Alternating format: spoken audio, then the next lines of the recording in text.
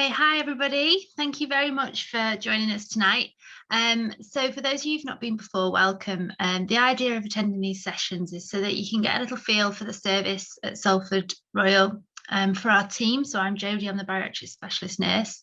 And every month, the first Wednesday of every month, except for January's, we have various different panelists that come and speak to us about different things to do with bariatric surgery. So tonight it's a really special one because we're doing about the patient experience. And so Liam tonight's kind of going to speak for us.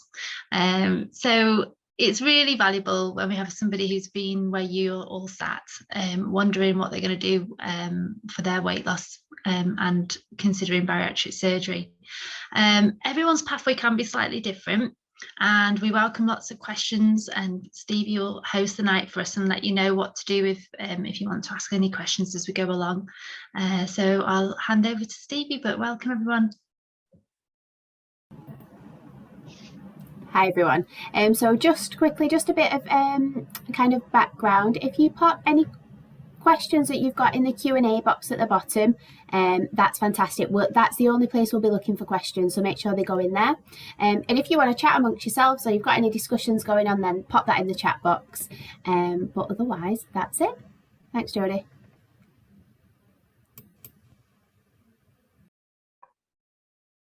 Brilliant. Okay, so as I say, tonight is our patient experience night. So Liam, you can pop your camera back on and unmute yourself. And I'll hand over to you very shortly. But we met Liam a little while back, and Professor Akhtar was your surgeon, wasn't he? Yeah. And so I'm trying to think when you had your surgery now. Was it 2019? 2019, December. Yeah, and I was just saying it was very nice because Liam actually ended up working in hospital, so I got to see him a bit more regularly, which was lovely. So I won't give too many spoilers out of his talk. I'll hand over to him now. I wasn't really sure what I was supposed to say, so it's not the best. Sorry, but if you want to ask any questions, you can ask me any questions. So I had my surgery, like Jodie said, in 2019 in December. I was actually 36 stone, which is like 504 pounds or like 228 kilograms, so heavy. And I ended up having it. It was a long journey getting there.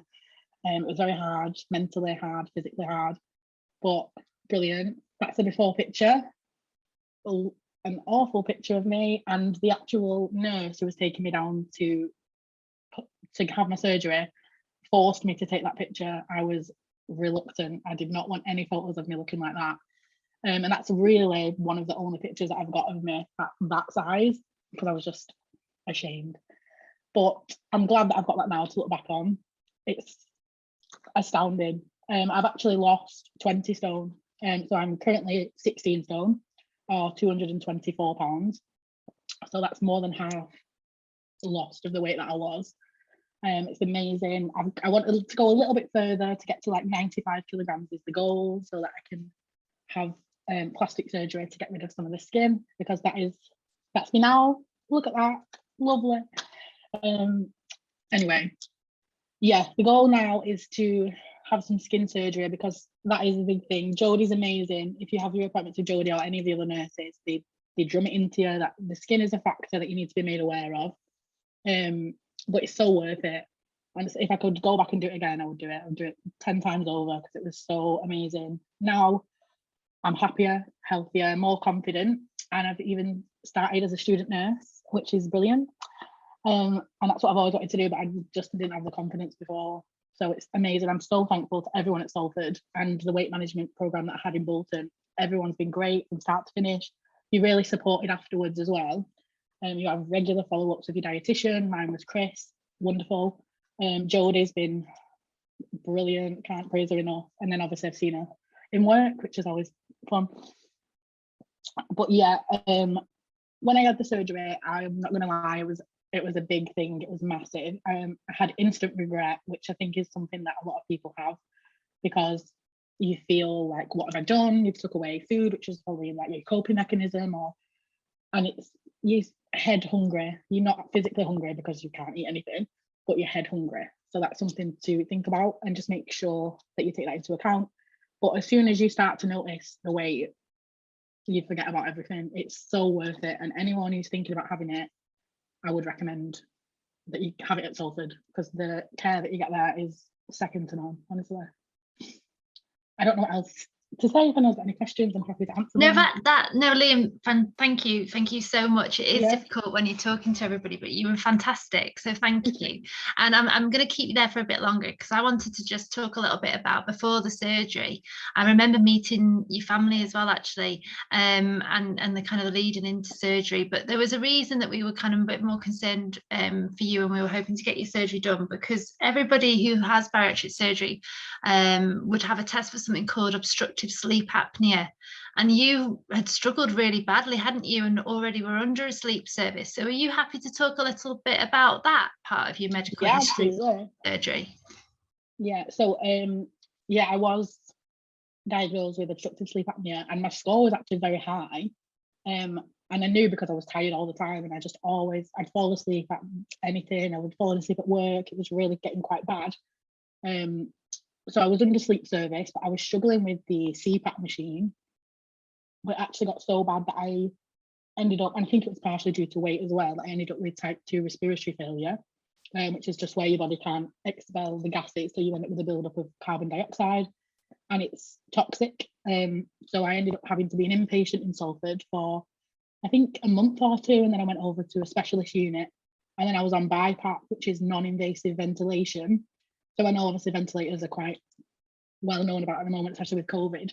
But I was on a ventilator that's not a tube down your throat, it's a mask, but it's very powerful and it blasts air into your lungs. And I needed that because I couldn't physically breathe on my own because of my weight. So I was kind of, in the end, I was kind of like rushed through the surgery, whereas I was always going to have it. That was the goal, but I ended up needing it a bit more urgently. But again, I was supported all the way through and afterwards. And now I don't need any support at all. Like I'm not on any CPAP, BiPAP, nothing. I was discharged from the lung management team like 2 years ago nearly now. So it was really like a rapid thing that was amazing. Brilliant. That's really, really good to hear. And I think that's something else to take home. Yeah, everybody is tested for obstructive sleep apnea because it is one of those things, and I'm sure you hear it all the time, oh, it's because of your weight, it's because of your weight. Well, very often obstructive sleep apnea is because of weight. And so we do want to know if you have that condition, not necessarily because that means you wouldn't need to have your surgery, but you might be able to get treatment for it that would improve your quality of life and get you in a better shape for surgery anyway. So everybody would get tested for that if they haven't already. But I think that's one of the most exciting things to hear as well, because very quickly from surgery and that amazing weight loss, you just didn't need anything. You know, it was a very quick reversal of that situation, which is absolutely what you needed to be the young man that you are, getting out and about and doing what you should be doing and not attached to machines in hospital beds. So yeah, it was a really wonderful thing to see for you, for sure. Mm-hmm. Are you happy for me to come in with some questions? Really happy with that. Are you happy for me to come in with some questions from the public? Yeah, perfect. So somebody's asked, Liam, how did you manage the anxiety in the build up to surgery and whilst you were waiting? I'm not sure I did handle it really. It's daunting because obviously the surgeons themselves are amazing. They taught you through everything. I had a great consultation with the anaesthetist beforehand, and she told me everything that they were concerned about and everything that I should be concerned about. And they just made it very crystal clear. This is what's going to happen. This is what could happen. You've just got to be aware of everything. You need a support system. You need to have somebody that you can speak to. For me, it was my family and my friends who are all great throughout. But as long as you've got somebody that you can speak to help manage your anxiety. But also, when you're doing your pre-op, you have to see, I don't know if it's still the same, obviously I had to see a psychologist who signed you off for your surgery.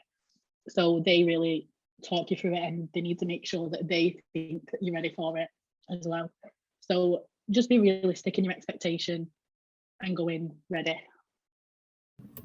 Some amazing advice, Liam. We've actually got Stuart that's joined us as well. Many of you might have seen Stuart in previous talks where patients have discussed their experience of surgery. But Stuart, what about yourself? How did you manage the anxiety or, the worry in the build up to having surgery? For me, I wasn't too worried. I think it was more my wife that was worried more than me. I just wanted to move forward and try and get to a point where I was well again. So I didn't have a lot of anxiety. Andrea did. She was worried that I was going in for an operation that at the point she didn't feel I needed, because I wasn't ill as in ill. But yeah, I did feel like I was ill. I mean, like Liam, I had sleep apnea, and the difference just after a couple of months, I was off that. And just to know that I am where I am now, and I've lost all this weight, and there's no going back, and I don't want to go back. It was just worth everything for me. It's changed my life. Perfect, thanks, Stuart. Somebody else has asked, what surgery did you go with? So we'll go to Liam first. So I had the sleeve gastrectomy rather than the bypass. And was that your kind of preference, or was that surgeon led? I think lots of clients that I see in particular come to me and say, am I going to be told what I'm having, or do I need to know what I want going in? I think it's a bit of both, really, because they give you their recommendation of what's the best for you in terms of the weight that you need to lose or that you want to lose and to get to a healthy weight. But I went in there and I knew from day one, when I had my first consultation, that it was a sleeve that I wanted, and they just took that into account. So even if they thought I needed more, patient choice is always the way to go. Yeah, thanks, Liam. And same to you, Stuart? Yeah, I had the gastric bypass, the dissection. Again, for me, it was more the surgeon that said that's the way I was going. He obviously did say if I hadn't lost my weight, then it might have gone the other way to the sleep. You've got to lose that weight on the drinking bit. So I lost all my weight, and that's where I went. Perfect, thank you. So Yvette has asked about the liver reduction diet. So they're feeling really nervous about it. How did you guys find it, Stuart? Easy. It is easy because it's not all about what you're going to eat. So you are reduced on your proteins. You can eat more of the vegetables and salad, which I suggest you do. And if you fill up with them vegetables and salad, and make sure you're full at the end of your meal, without going on to, you'll see when the living shrinking diet comes and it tells you about what milk you should use, how much portions, and it's all portion control. It's not a bad thing at all. And the fact that you can have that extra veg and you can have that extra salad, just utilize that. You've got to do it. If you don't do it, and you get on the operation table and that doctor can't get into your liver, then you're not going to get the operation. Thanks, Stuart. And what about you, Liam? How did you find that liver reduction diet? Again, like I said earlier, my journey towards the surgery date was a little bit different. So I actually did my liver reduction diet whilst I was in hospital. So I was put on a food chart, so I didn't really have to think about it as much. It was more the hospital gave me what I needed. So that works better for me. Also, Liam, you were fantastic because you were disciplined and you lost a phenomenal amount of weight to make that surgery safer. So sometimes when we get to do meet people where their BMI's got so out of control and so high, we want to make things as safe as possible. And the best thing that if you are at quite high BMI, when you know that you've got that kind of focus because surgery is imminent. Sorry, I should put my video back on because surgery is imminent. I think it really worked for you. You lost a really, really decent amount of weight. I think, did you say you were 228 kilograms coming into this? And I think you were at 180 on the day of surgery, which was I think I did about 7 stone in hospital on the liver reduction. Yeah, and a sleeve gastrectomy would be a really safe option and technically an easier option in terms of the surgeon and the time for you on the table and the anaesthetist looking after you. And that's why, you know, it's really important to have these patient experience nights so you can get a varied idea of the fact that, you know, your journey is unique to you. There's lots of similarities, lots of pathways that are similar, but you are all individual and you're treated as that when you come to meet us. And Ryan's there. Hello, Ryan. So Ryan had surgery very recently. You had surgery in November, didn't you? I did, yeah. You're very like fresh from surgery, so you're looking fab. And I'll tell you what, and I'd say this to everybody, and everyone's probably saying it to you already, Ryan, but you just notice it off the face and the neck almost immediately, don't you? Which is often like, it's been interesting because like listening to everyone's comments over the last like 20 minutes, half an hour, and comments from people who are waiting for surgery on Facebook.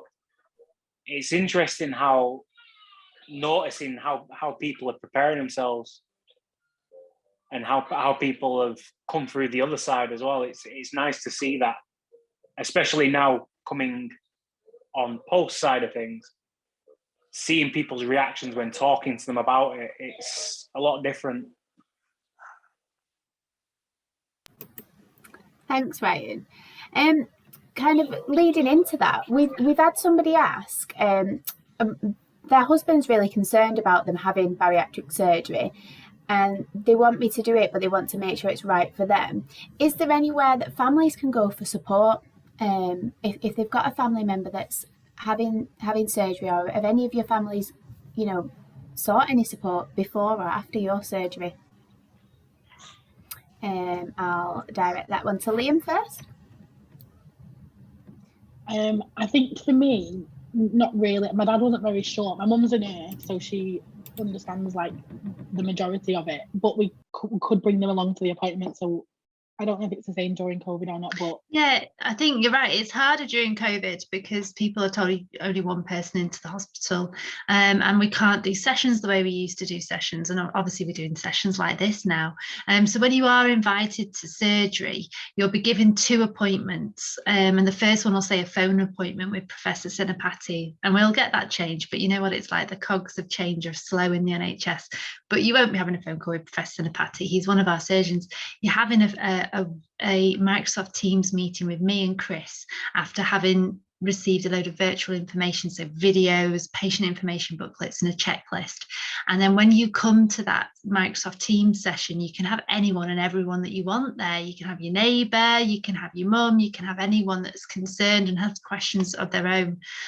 So some sessions it's just literally people on their lunch break happily in their car coming along and doing the Q&A, because everything really you'd have read and looked at, and then you get opportunity to go through it in that setting before you come and meet the team the next week. So it's not brilliant, but it's a better way around of being able to include other people in this journey that you just can't bring people into hospital necessarily at the moment. We've also got all of the sessions that we've done since COVID began, which you can signpost your family to if they want some more information. And I'll pop them in the chat a little bit later on so you've all got access to them. Okay, so I think a question that lots of people are asking is, what was the recovery process like? And people want the good, the bad, and the ugly here. So Ryan, you've had the most recent surgery, so it's probably fresh in your mind. Have you got anything there that you want to share? It's interesting because I know Chris was a bit confounded at the beginning of it, and I know Jodie was when she found out. 2 weeks after having the surgery, everything was fine for 2 weeks. I was like, I was having milk, I was having the protein that I needed, and then all of a sudden, my body doesn't have milk anymore. You're not having any milk products, dairy products, anything. So I was like, right, how can I deal with this? So I just decided to then move on to a different version, like different form of powdered drinks, which helped gradually. And then since I've been back on more solid foods, my body has rejected, I'd say 90% of food. So it's been very difficult for me to actually eat. Is recommended by Chris and by Jodie.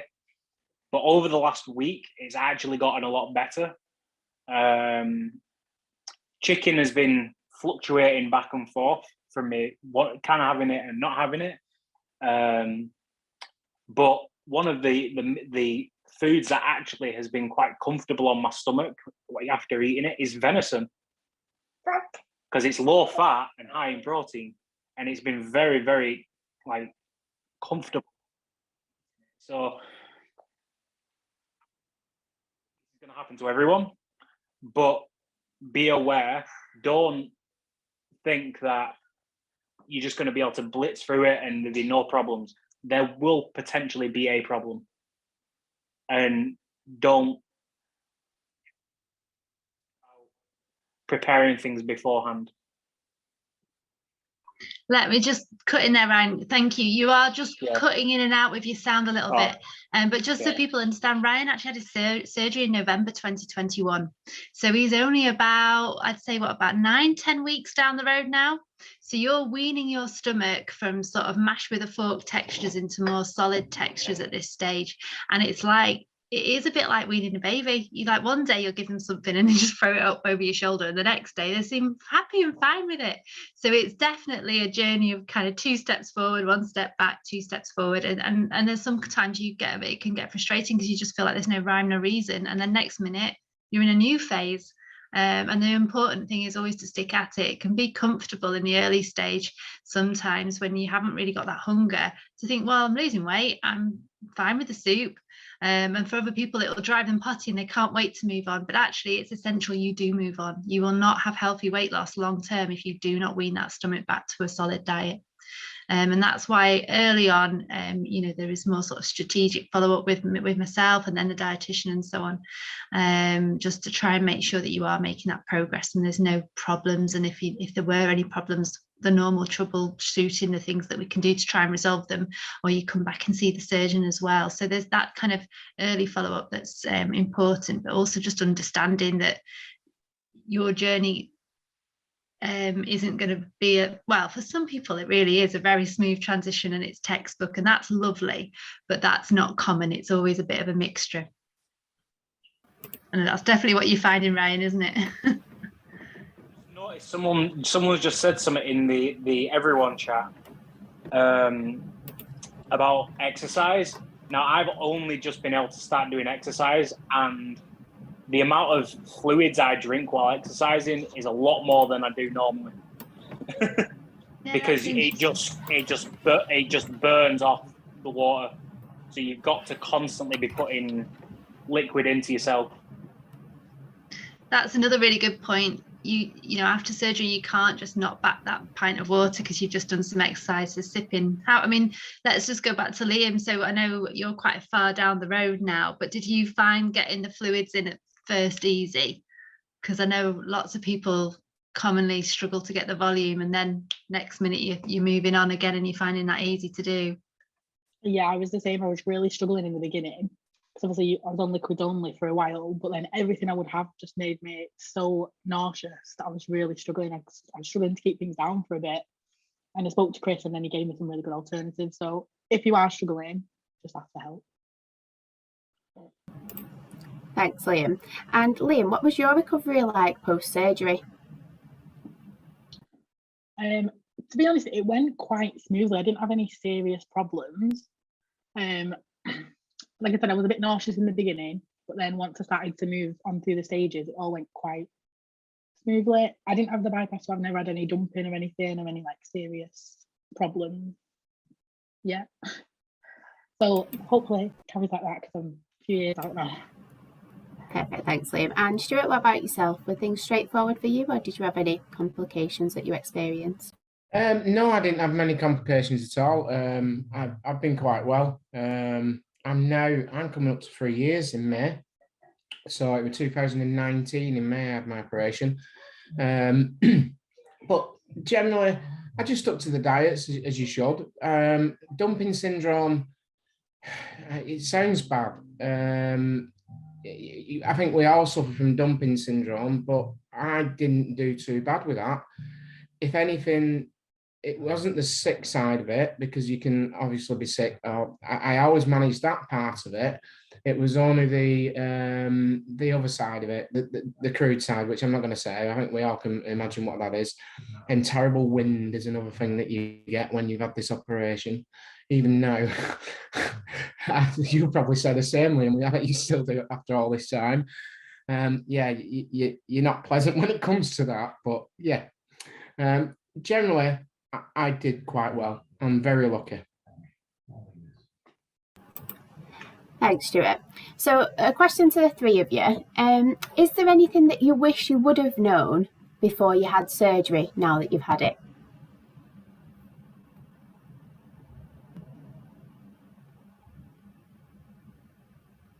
I'm just thinking about that, and I don't think there was anything, because, like I said, everything was explained to me. I had multiple different chats with lots of different people, so I think I went into it knowing a lot. And there's so much you can do as well to prepare yourself. Like I told Jodie, I used to watch YouTube videos about people that had had the surgery, and people do vlogs of like having it and then the recovery. So YouTube's a good place to go if anyone is interested.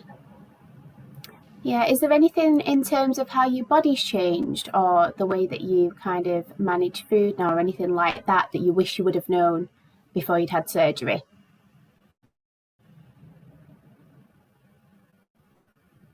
I remember Jodie putting a session on once, and somebody said that they wish they'd known how cold they'd be post-surgery. Do you remember that, Jodie? You broke up, Nope. so try again. In fact, I think you might be frozen. Oh, sorry. No, you're back. I said, you're back. Can you hear? Everyone's gone very quiet. I was saying, do you remember the session that you held in the hospital, Jodie, where you asked people, is there anything that you wish you would have known before? Yeah, the what they wish they'd known. Yeah, we'd had a few different responses to that. There was definitely a lot of I know it can, we did joke before, and I think Stuart really touched on it. Some people found like some of the gas through some of the stages and it being quite offensive and finding that quite embarrassing. They're trying to get on with their normal life. They've been in a car, they were on the tram, they found it quite embarrassing, and that was difficult for some people. And usually that kind of settles out, or it doesn't, and you just find different ways of managing it. But the other one that was, I thought, quite poignant was the body image side of things, and support as well. So yeah, and excess skin. So I think very often in this society, women are targeted in how we are to look beautiful, and how we must, I don't know, play on our assets. And so women kind of have a little bit of a toolkit already on how to manage the way they are appearing, even though their appearance is changing. And there's probably more things on the market in terms of types of clothing, underwear, and so on. So for some men, when they started to experience excess skin, and for some people quite difficult excess skin to live with, psychologically they found that really, really hard. And as we know, the NHS will not routinely fund, and I think with our NHS in the crisis as it would be near nigh impossible to get NHS funded skin removal, which I think is a tragedy, because I think the two things should really try and go hand in hand, but at the moment they don't. So that is something to be prepared for. You could spend all the time in the world in the gym, you won't necessarily get rid of that excess skin. So there's an element of that preparation for the body image change. I think everyone in their heads will buy clothes that are too big for a good long time, because you can't quite adjust to the fact that you're a slimmer person now, or this size rather than that size. And I'm always going, charity shops, people, charity shops, you're not there yet before you start buying your wardrobes, and then they don't really fit you. So I think there's a lot to be said in that way. And the other side of things that we touch on in our post-op support group can be relationships around you. Sometimes when you have major life change, it shows the cracks in the relationships you have with people around you. It doesn't need to be weight loss. It could be anything. It could be a pandemic. It could be moving house. But weight loss surgery also definitely fits into that category. So sometimes people have massive life change on life change. And again, mentally, that can be difficult. So yeah, I think there's things that you can't plan for in life. And just because you've had bariatric surgery and you've made a really positive impact on your health, it doesn't mean that everything else in life stays the same. So it's a different journey, and can be difficult for the reasons of having had bariatric surgery. But usually that plus minus sheet as you go into it, where you're thinking of all the reasons you want it, all the reasons you're not sure you want it, it's very rare to meet somebody who actually regrets having the surgery. Thanks, Jodie. This next question is really interesting, so thanks, Charlene, for posting this. But it says, how have you found that the process impacts on your mental well-being? The weight loss is what we all want going into this journey, but how did you cope with excess skin and your body image and confidence? I understand that it'll vary for individuals. So how did you guys manage with that? Liam, we'll go to you first, if that's all right. Yeah, I think that is a really good thing to mention, because it is something that I struggle with daily, really. I've had a massive weight loss, so I have a lot of skin, and it's everywhere. Like, I think you can even see it here. Like now, it's like, if I do that's a great image, but it's everywhere. So it's something to be mindful of, and they do drill it into you when you're having your consultations, that it's something that you need to be aware of. But I don't think you realise sometimes how much it does, because there is times when I thought, well, if I've got all this skin, I should have just stayed how I was. But that's just a moment, and you think about like the positives of the surgery. The skin's, it is worth it, but it's a lot. It's not really something that you can get on the NHS, as Jodie said. So privately, you can have it done, but it's just saving up for that. Like, I've had a consultation, and it's a lot of money. But there's finance options, there's things you can do, and like it outweighs, the positives outweigh the negatives. So skin is something to be mindful of, but there's so much more that comes with it. Thanks, Liam. Stuart? For me, it's where you are at in life. Liam, you're still young, and I appreciate that. I don't know if you've got a partner, but you'll be out there looking, and know that you'll find a stunner there waiting for you. I'm 50-odd-year-old now. I've been with my wife for 30 years. So I'm not out to impress. I've nobody to impress. So, and Andrea doesn't mind the skin. You got to look at before and after. So what I was like before, I was a big guy. People watched me. People looked at me. People stared at me. People mewed at me. Now they don't, because they don't see a lot of it. I mean, you can, all right, you can see my neck, and you can see the skin here. And I think if I can show you there, it is there. I've got a lot of loose skin, but generally what you find is if you're wearing a pair of shorts or a t-shirt, you don't normally see it. So you don't see a lot of that loose skin. The bottom part of your legs and the bottom part of your arms don't show up as much. So, and you will find at first it's really baggy. I don't feel like I'm half as bad as I was. And probably Stevie and Jodie can tell you that, because they've seen me a lot. It still shrinks back. It just doesn't do it a lot. And I think when you're younger, it shrinks back more. It's up to you how you feel. Again, if you feel older, then I don't think it'll bother you. If you're younger, then you need to have a look at doing surgery if you want to. But for me, hey ho.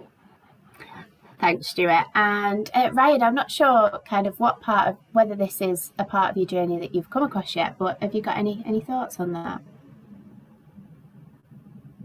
So I think it was about a week after my surgery, I'd started to notice certain parts of my body was getting very loose.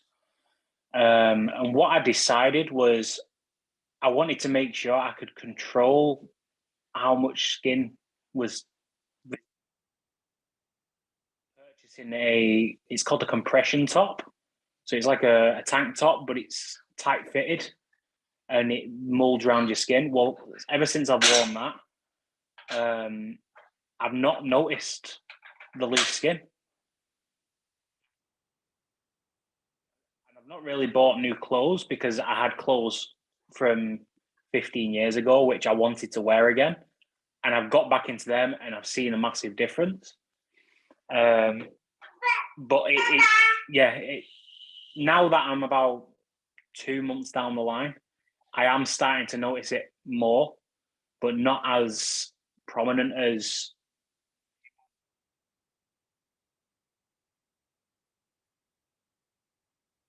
hoping that this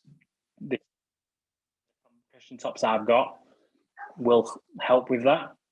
But my mental state with it, I don't know if the sounds on and off. Yeah, it just keeps cutting in and out, sorry. I can see if that helps. Yeah.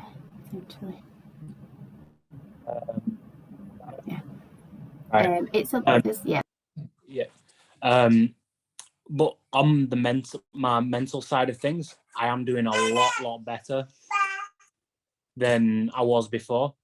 Things that would normally irritate me or frustrate me just don't happen anymore.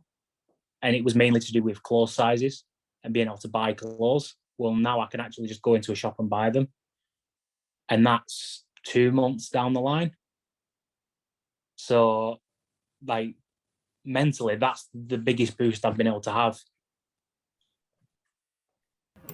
That's fab, Brian. Thank you for sharing that. A question along the same lines, really. So this is for the three gents. So, somebody said it might sound silly, but do you miss your old body? And then secondary to that, Jodie, this is probably for you. Is there any post-op psychological support? So we'll go to the gents first, and then go over to Jodie. So, Liam? I think just touching on the skin thing again, really, I don't miss the size that I was, but I know it sounds like an odd thing to say, but my skin was tight, like my skin was taut, whereas now it's not, it's very loose. That's the only thing that I miss, but I'd rather be the way I am now. Perfect. Stuart, I think I know your answer, but you go.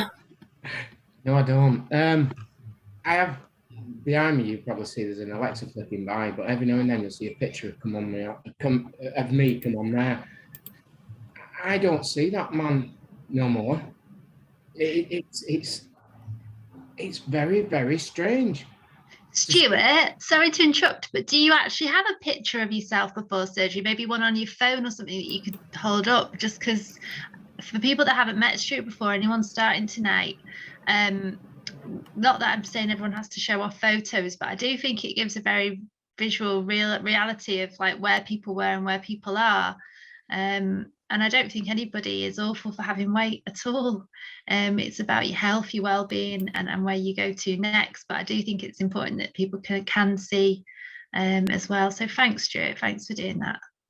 If Stuart just speaks, and then his screen will come up bigger for everyone, and everyone will be able to see. Right, you should see. There you go. You should see my picture. That's just one I picked off there. I was bigger than that. So I've lost 16 stone. I'm now 12 and a half. It's just amazing. But like I said, going back, I can't see that person no more. I don't see that. I look in the mirror and see somebody different. And my wife says the same. Now, they also say that I've had people say that they feel like I've changed. Now, I don't think I have. But they expect, when you're big, you're bubbly. You're big and bubbly. You guys will know that. Everyone, you just, you use humor to get away with being big. I don't think I'm any different, but everybody else does. So it's people's perspective as well. It's not just yours. It's other people what they think of you as well. It's really odd. When you get to the point where I am now, it's very, very strange. Very strange. I can't explain it. Thanks, Stuart. Okay. Oh, somebody's asked, how do you manage hair loss? If you experienced any. I was already bald. Liam? I can answer this one on behalf of people that have. Have you noticed any hair loss, Liam? Luckily, I've had none. So they say 1 in 10 patients may experience some hair loss, and that tends to be because you go through a stress response from rapid weight loss.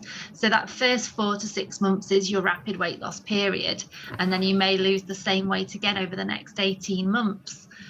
So in that rapid weight loss, your body concentrates elsewhere, and things like hair, skin, nails may not look as good as they did before, and you may notice that you're losing some hair.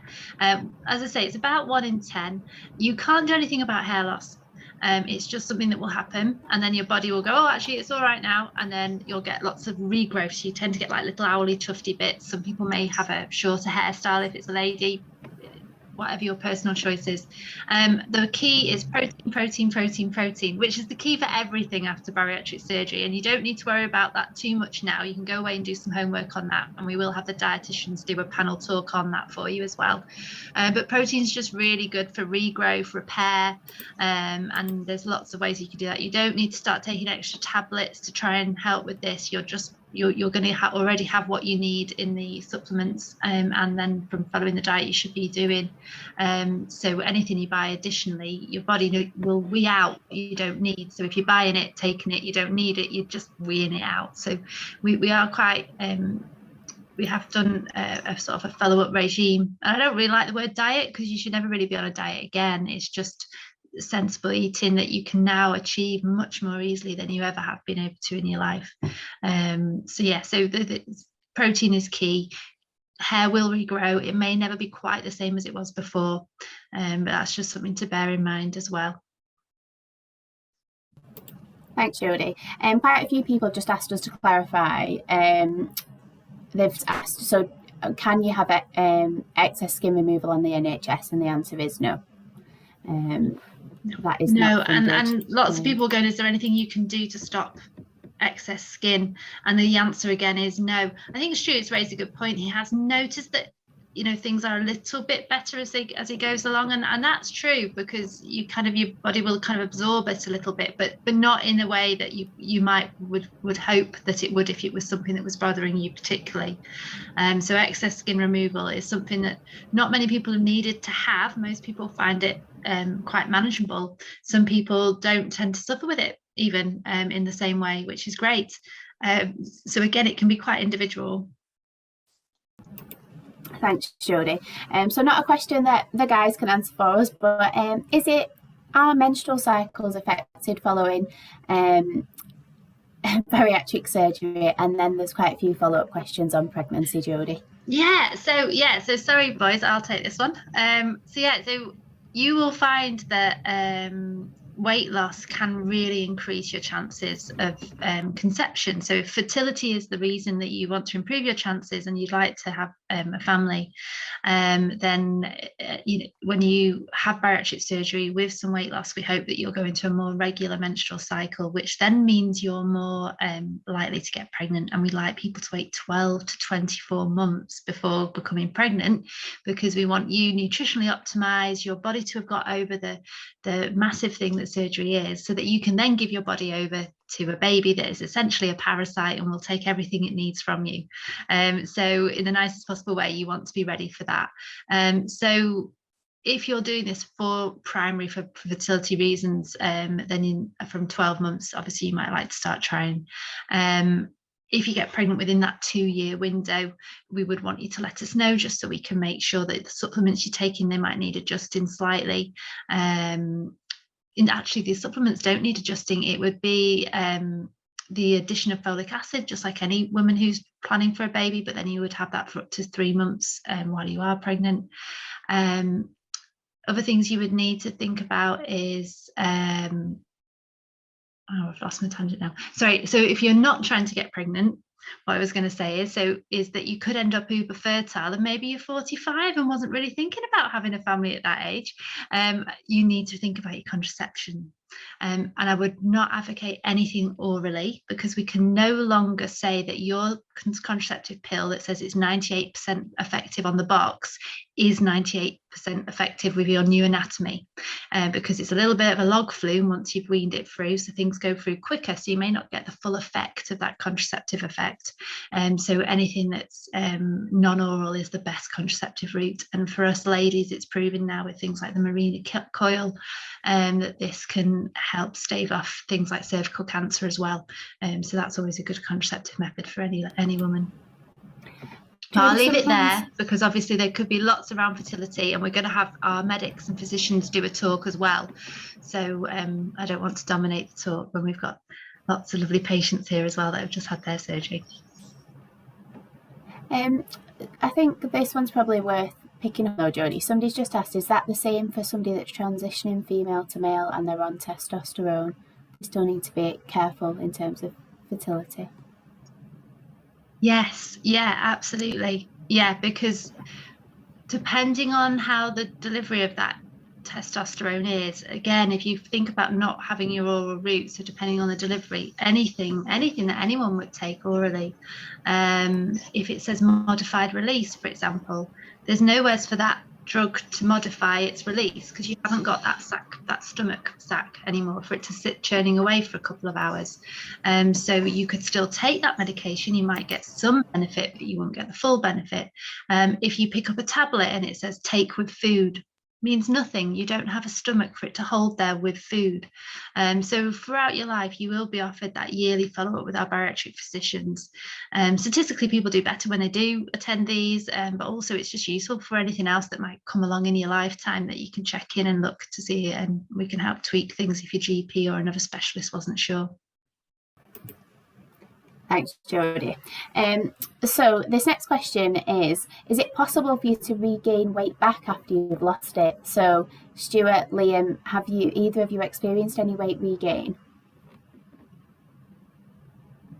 I'll go first if you want, Liam. Yes, I did. So I've gone through an operation because I ended up with an hernia. So I had an operation in October. Now, generally, tonight before I came in here, I've done 40 miles on my bike in the garage. So I do a lot of exercise, and I do that exercise because you still need to make sure that you're doing your exercise and you're still to make sure that you're having the right food. It is so easy. As little as I eat, it's still easy to put weight on. It's so surprising. And Andrea said, you know, how have you put weight on? You've eaten nothing. You just do. You have to be so careful of not to start going back into them routines. So you've got to make sure that your exercise is still going and you're still eating the right way.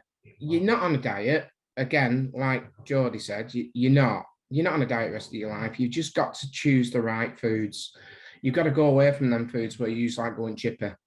And plus, even now, if I went to the chippy, I wouldn't be very well. I'd be sick by the end of the day.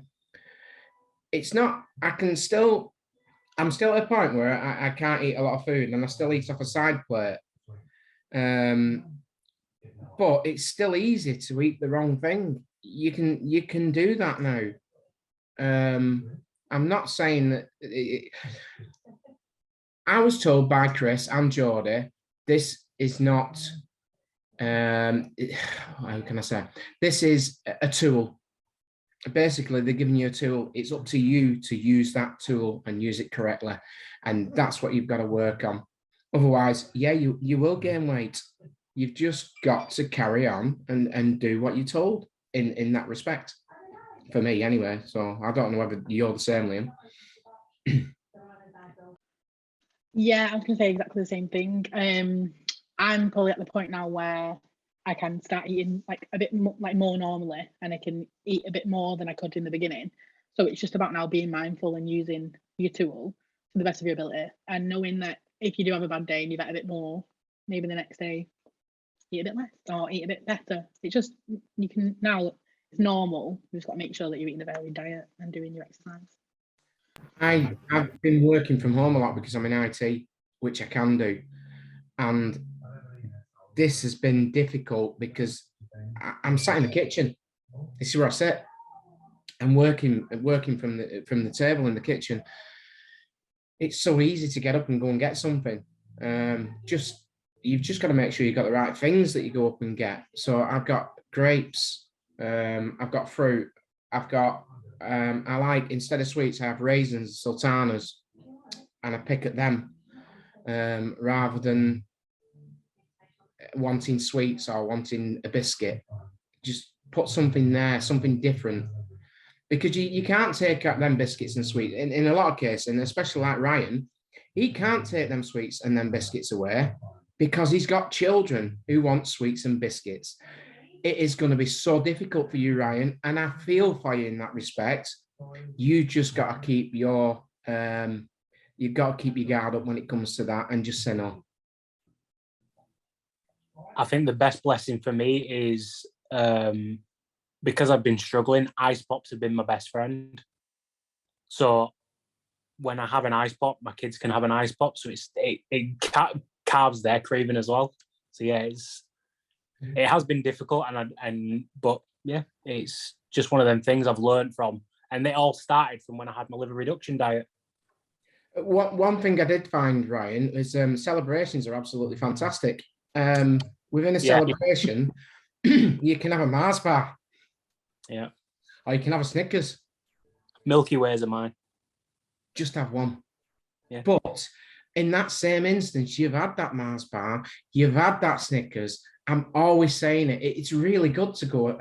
I could go and have a Mars bar now, albeit it's only this big, but I've had a Mars bar. And if you get to that point where you think, yeah, that's enough, it is. I have cream eggs that are this big.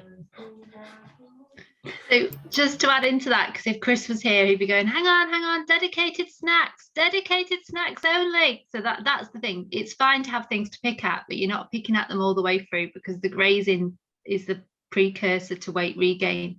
So those dedicated snacks, those dedicated treats. And I think it's really important to kind of emphasize there as well, you know, that's Stuart's found a really great way, especially 3 years on from surgery, where he you know, his head is in the right place to be able to cope with treats and then not become out of control. But we did a session and we did a World Obesity Day, and it was all about childhood obesity. And they asked us to speak there, not because we were going to give children bariatric surgery, but how do we address society? You've all got a tool now where society is, well, or hoping to get the bariatric tool, but these gentlemen have all got that tool there, but society is still against them. Pace of life, readiness of food, everything that has led to 1 in 4 of us being obese is still there. It doesn't go away. And it takes generations for this to change. So I personally think that you are the ambassadors of the next generations. Your portion sizes, your approach to treats, being much more aware of what's out there that your children potentially could struggle with, means that actually you can start things in the home now where, you know, you can make biscuits with your kids. They don't need to be full of sugar. You can mash a banana, mix oats with them, shape them in a biscuit shape, put them in the oven for 5 minutes, and you've got a nice treat for your kids and something you can enjoy too. There's things that you can do to try and change the narrative completely, and that's probably quite ambitious, and some people are already there. They're already doing stuff like that. But because of the size they're at, it's not going to make a huge impact into to how big they are. So they want the bariatric surgery because they've made meaningful lifestyle changes. And now the bariatric surgery is going to allow them to lose that chunk of weight so they can then carry on doing what they were doing before, but with smaller portion sizes. And that's what we hope with the delays to surgery, and the fact that you've been stuck in services a lot longer, or stuck without services for a lot longer than anyone else has in history, that really it's this time now that you can look at how you're going to approach the rest of your life and prepare ahead. So you're in a totally different situation. Like Ryan said before, he was saying, oh, it's like Jodie and Chris was surprised. That's because when we get opportunity to do surgery, we grab it, and people will phone you up. You haven't heard anything from us for a year, perhaps. You've been attending sessions like this, you've been looking at your booklets, you're all ready to go, but you've just had to manage your expectations so you didn't get anxious, thinking, well, I'm just going to get on with my life. And at some point, I'm funded and I'll have my surgery. And then we phone you and go, can you come in 10 days? And you're like, ah. And then we're phoning in, hi, how do you feel? So I got the phone call from Jodie, and it was literally 2 days until I started my liver reduction diet. Yeah. But luckily, I've already got myself prepared for it. So I kind of mentioned that now, just because I know I've seen a lot of things about. So surgery started again. Surgery did stop completely.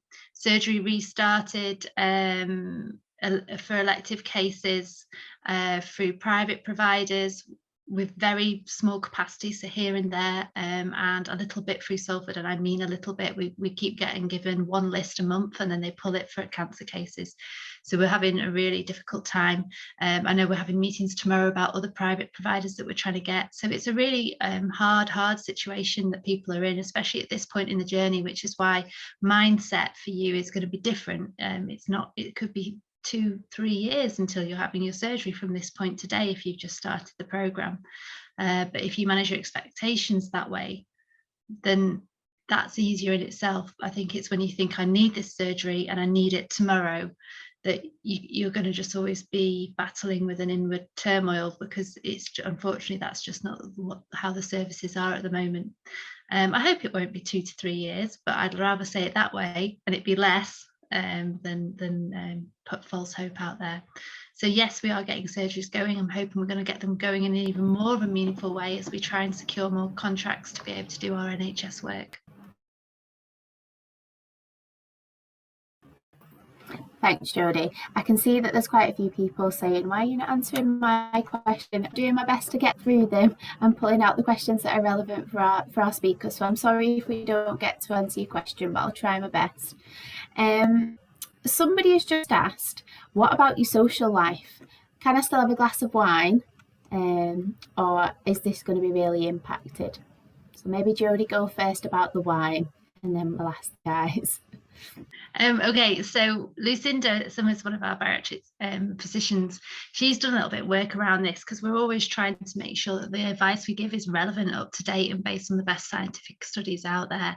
And we do see that alcohol can be a huge problem for people after surgery if they don't change habits, simply because it's more of a poison than ever to your system. You're a virgin drinker after bariatric surgery, and your liver is deeply unhappy by the poison that alcohol is. So when you're going through these changes, it can be quite harmful. So we say abstain from alcohol for 6 months, ideally lifelong. And the majority of people who I've met who've had bariatric surgery, because of things like dumping syndrome and so on, they've just been surprised by how much they do not want it. But in reality, for some people, it's a big part of their world. And when they have introduced alcohol, it's always been in moderation. They've just not been able to have it any other way anyway. And it doesn't seem to have, no one's ever come to me and gone, I really missed this side of my life. So I hope that's not the case for people. But if you are somebody who knows that they need a glass of wine to relax every night, then actually we would say that was a problem with alcohol anyway, because you need that to relax. So they're things that you might discuss for your mental toolkit with the psychologist before having surgery. Thanks, Jodie. Liam, how has bariatric surgery affected your life and your social life? Sorry. Socially, it's been amazing, because before this, I think Jodie could back up, I wasn't a very confident person. I didn't really like to go out. I didn't really like to do anything. I was just very antisocial, just liked my bedroom, and yeah. But since I've had the surgery, my life has completely changed. If you met me now, you would not recognise the person that I was 2 years ago. Like now, I go out every night with my friends, and I go out most weekends, and I can have a drink, and I do enjoy myself. So this really has been the best thing I've ever done in terms of social life. Thanks, Liam. Ryan? So I didn't drink before surgery, and I don't plan on starting afterwards. So for me, it's not really been a problem. But social life wise, when I go out with people, it's great, because they don't really ask me about alcohol. They always ask me like about food and things like that. I'm just like, well, I can have this amount, and then they got like, oh, what? And it gets into a nice long discussion. We spend hours just talking about random things then. So yeah, social life wise, it's much better. Perfect. Stuart? Basically, when it comes to social life, we were somebody that went out for a meal a lot. You can still do that. If you've got a certain restaurant that you go to a lot, and you speak to them and you tell them, they understand what your issues are, and they don't understand that you can't have so many, different fats and different sugars. So you can get to a point where they'll know not to do things for you. And you can, I think generally, nobody points the finger and says he's not eating all that. Nobody's interested. And I think that was your worry when you first have the operation. You said, will I be able to go out? And what will they think about me? Well, it doesn't matter what people think of you. It's what you want. If you don't want to eat it, you don't want to eat it. There's many people in that restaurant that'll do the exact same thing. and you'll be doing it. You'll be leaving it. Just try not to keep passing it on to somebody else, like your wife or your family, because all you're going to do then is keep feeding them, and it's not fair. So you've got to make sure that you keep your portions right. So if you go out for a meal, pick something that you know that's not going to be too big. I mean, at a point now where I can eat not too bad. I don't eat it all, but I pick the right things. I do have an odd drink all, every now and then. And when you go out, and I've had a glass of wine and I've had spirits, but you'll soon get drunk. As Jody said, I tell you, you're a cheap night out when it comes to that. The one thing you won't be able to is you won't be able to have a pint again. That's gone by the by, because you have that pint and you're not having that meal anyway. And I just noticed somebody else put on there about bread. If you like bread, you're saying bye-bye to that now. You can have it, and I have had sandwiches, but you won't eat a full sandwich because bread will actually fill you up, and it does. It gets to the point where it's like a stodge. It's not good. So there you go.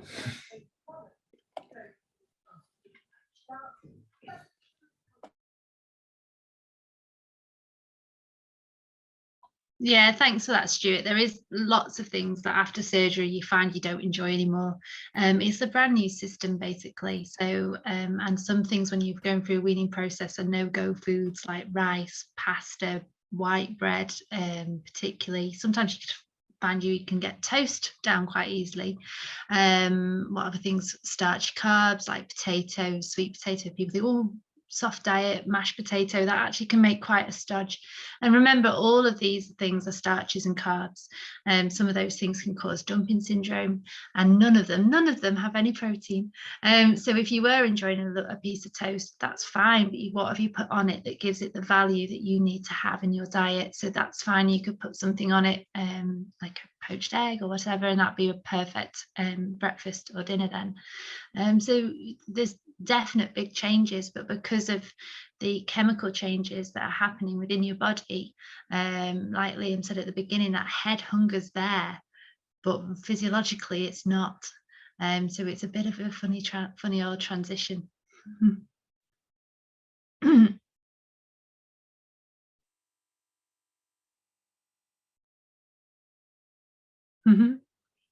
Are we getting lost in the chat there? Sorry, I was thrown out then. I'm not really sure what happened. Can you hear me again now? Yeah, we can hear you. You're back. I don't, yeah, so and all the participants are still there. Sorry about that.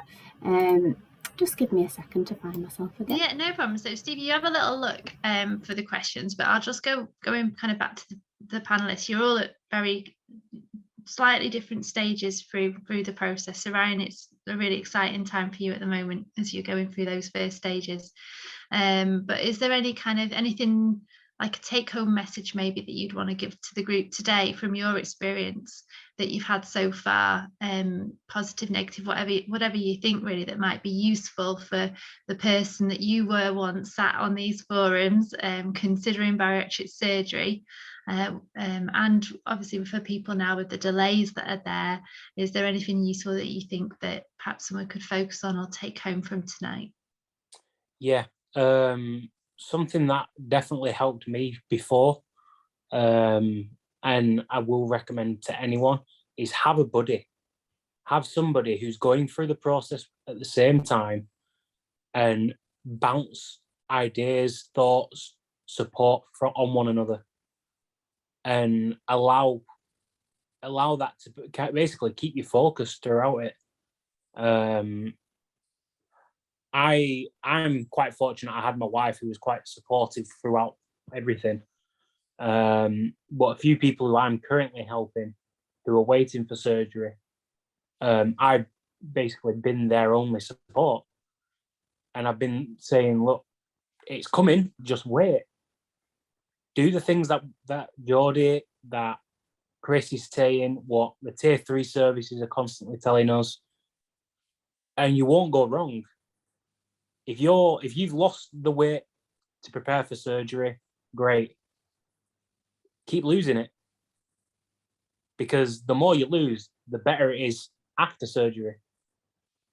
Now, I know Jodie knows all my weights before surgery, and like I just grafted and focused so heavily on, once I've had the surgery, that is my maximum limit that I will never hit again.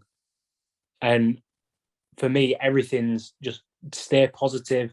If you're not feeling positive, find somebody who is and make them motivate you in any way possible.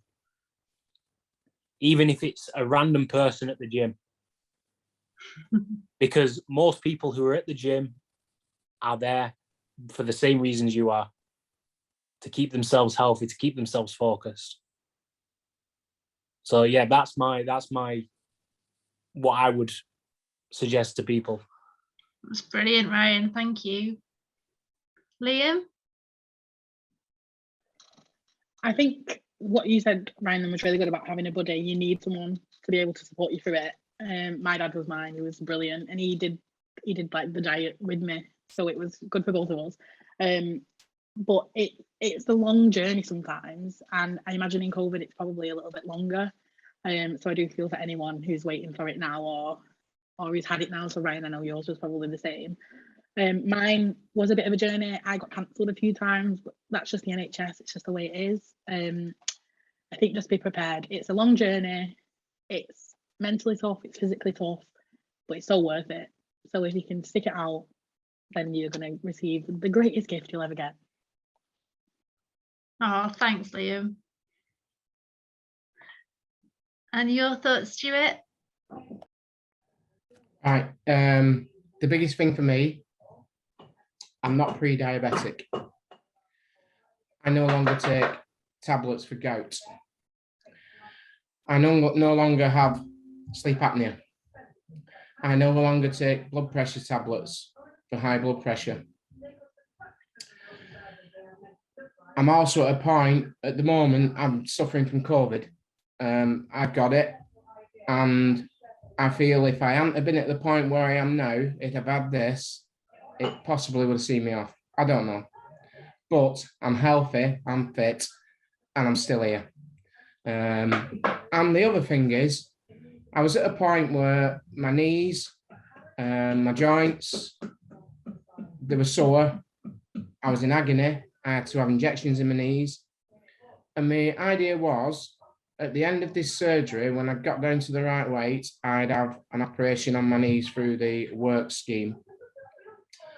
I have no need to. I ride a bike all the time now. I have no problems with my joints and my knees. I'm fine. So for me, my health's better. And that's all it needs to boil down to, whether it's the loose skin, the weight and all that. That's just, the weight's off my mind as well, not just off my body. Okay. Oh, thank you so much. Any more questions to round the evening off, Stevie? Oh, pressure to get a good one, eh? How long after surgery are you up and about? So there's been quite a few questions about when are we back to work, but I suppose when are we up and around, walking normally, feeling, good about getting around, but then also when are we back at work? When are we doing our regular activities?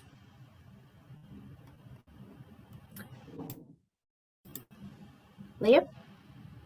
Yeah, I never know who's going to speak, so I always don't want to go. But anyway, so for me, they get you up the next day when you're in hospital. They want you up, and that's the thing when you're in hospital, they want you up and about and mobile as soon as you can be. So they don't just say, right, go on a 20-mile walk, but they'll help you out of the bed. They walk you around because they want you to be up. I think it's to avoid blood clotting, but anyway, they walk you around. But then you can go back to work, I think, after about 2 weeks. I think you need to have just a little bit of rest at home, but then you can go back to work. I think if you do like an office job, you'll be fine. If you do something more physical, maybe take a bit longer, but you won't be on for too long with this if everything goes well. Yeah, I'll touch on that. I've just told you that last month, in October, I had an operation for a hernia. Now, unfortunately, that wasn't keyhole. Now, that put me, I couldn't do anything for about 4 to 5 weeks. And then I still had to be careful. So it was after Christmas before I started my fitness again. And that's why I put a little bit of weight on. When it came to the keyhole surgery, I was up quite. You're not very well restricted. You've got to be careful not to lift and not to do things like that. But I was more restricted with the hernia operation, which is a proper operation, than I was with the keyhole. So I think the keyhole is absolutely fantastic. It really does help. And I was back in work after 4 weeks. Yeah, so I'm trying to think back now, even though mine was the most recent. So the first day after surgery, I don't think I got out of bed. I just couldn't. But the second day I was up, I was walking around, there was no issues there.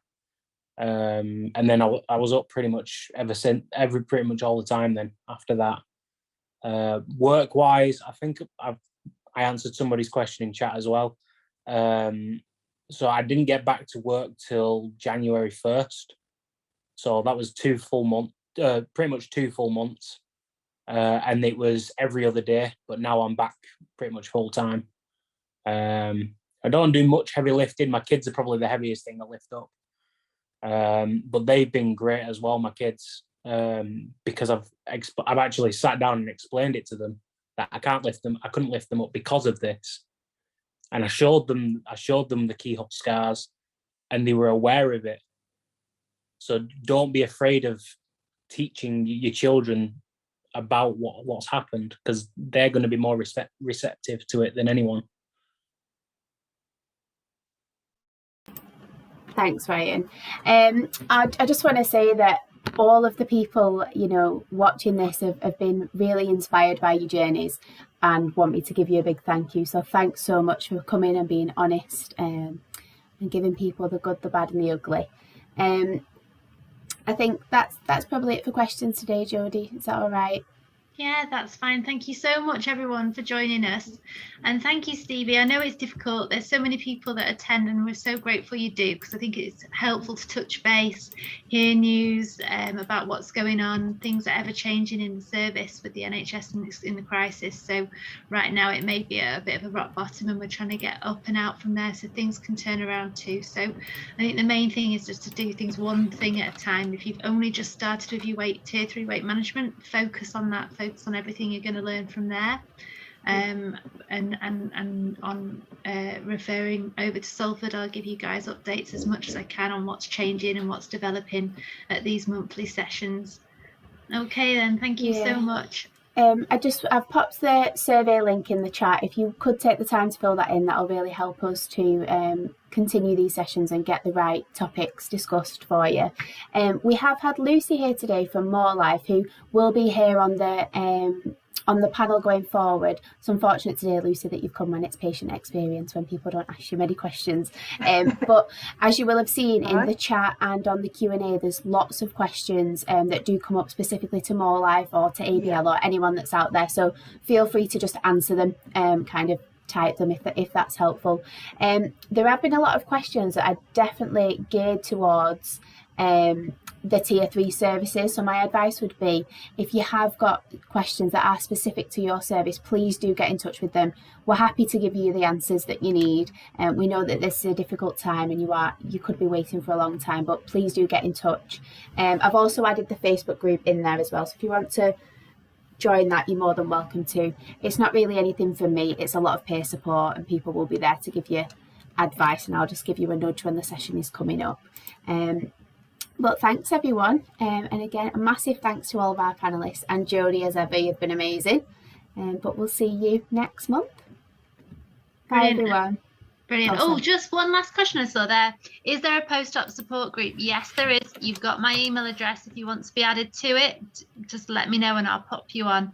I try and periodically go through and put people on that have had surgery, but life can be a bit crazy as the only nurse at Salford at the moment. So please do let me know if you want to be added to a post-op group once you've had surgery. Thank you. Bye. Thanks everyone. Bye now.